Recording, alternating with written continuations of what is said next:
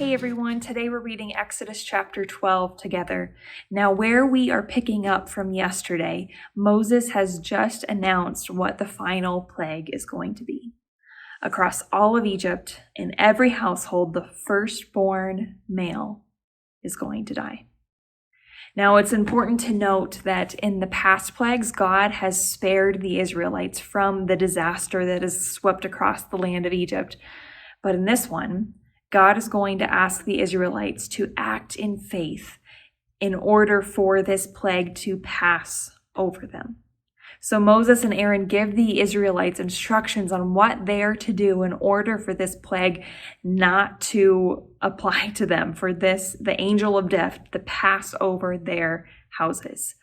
And what they're told to do is that on the 10th day of this first month of the year, God is asking them to select a lamb in order to sacrifice. And there were special qualifications that this lamb had to measure up to. And in verse 5, we read this: "The animal you select must be a 1-year-old male, either a sheep or a goat with no defects.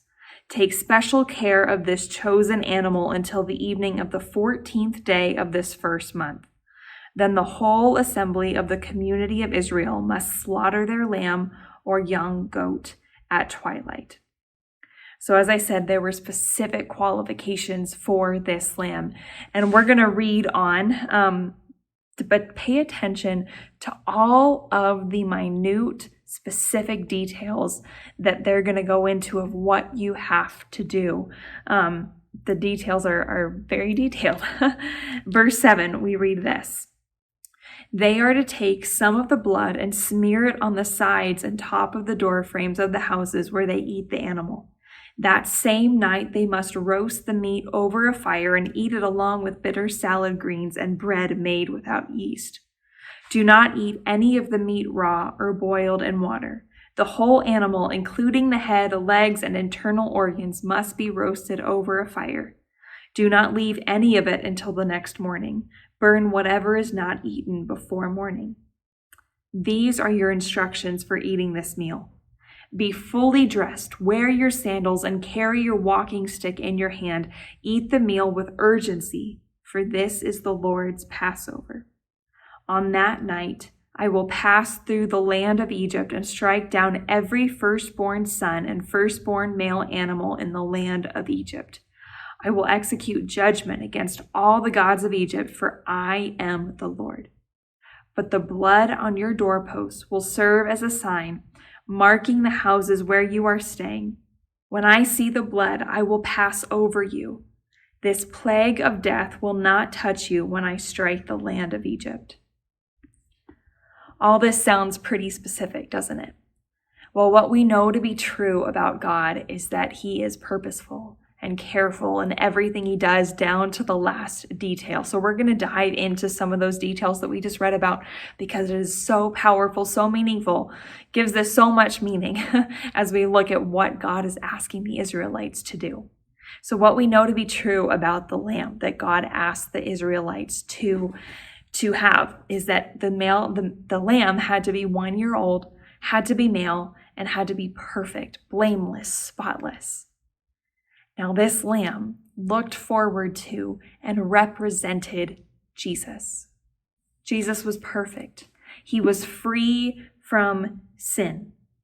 In the same way that the lamb's blood on the Israelites' doorposts made a way for the angel of death to pass over them, Jesus' blood made a way for us to be completely cleansed from our sin that would have ended in death.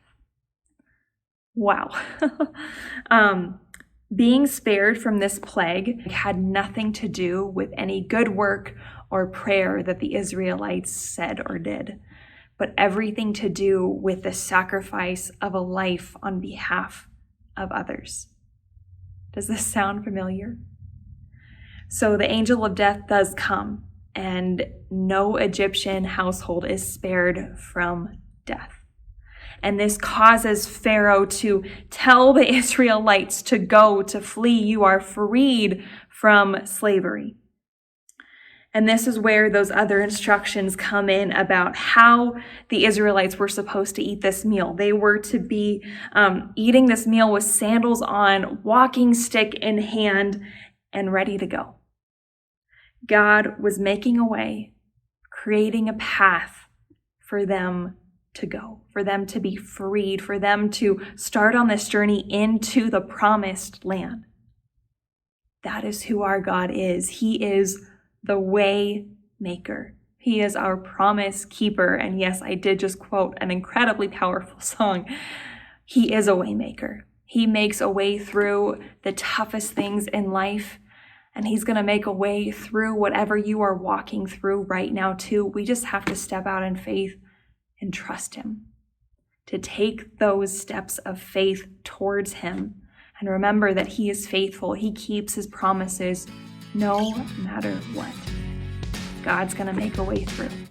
Have a great rest of your day, and I'll see you next time. If these devotional videos are helpful to you, subscribe to our channel and click the notification button so you know when we post a new video. And of course, please share them with others.